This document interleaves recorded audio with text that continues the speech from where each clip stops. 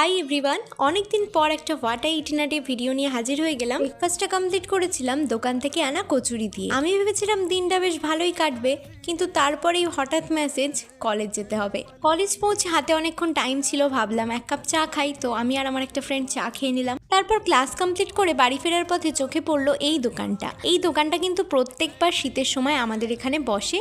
বেশ অনেক রকমের পিঠে আরও নানান রকমের মিষ্টি এখানে পাওয়া যায়। তো আমি ওখান থেকে একরকম মিষ্টি কিনে নিয়ে বাড়ি চলে আসলাম। বাড়ি ফিরে লাঞ্চ করলাম ভাত, মুড়ো ডাল, আলু ভাজা আর বেগুনি দিয়ে। আর দেখো, নতুন দোকানটা থেকে নিয়ে এসেছিলাম এই সরপুরিয়া। আমার অনেক দিন ধরে ইচ্ছা ছিল এই সরপুরিয়া খাওয়ার। এরপর সন্ধ্যের দিকে একটু খিদে পেয়ে গেছিলো, তাই একটু ডিম সিদ্ধ খেয়ে নিয়েছিলাম। আর ডিনারে সেদিন মা বানাচ্ছিল চিকেন চাপ আর তার সাথে ডিম বিরিয়ানি। এই দুটো কম্বিনেশন আমি কোনোদিনই ট্রাই করিনি, আর সেদিন আমি প্রথমবারের জন্য এই কম্বিনেশনটা ট্রাই করেছিলাম। খেতে কিন্তু দারুণ হয়েছিল। আর এই চিকেন চাপটা দেখে আমার আবার এখন খিদে পেয়ে যাচ্ছে, কিন্তু কিছু করার নেই, দেখেই মন ভরাতে হবে। যাই হোক, আমাদের ডিম বিরিয়ানি আর চিকেন চাপ কিন্তু একদম রেডি খাওয়ার জন্য। আশা করি দেখেই বুঝতে পারছো কতটা টেস্টি হয়েছিল খেতে।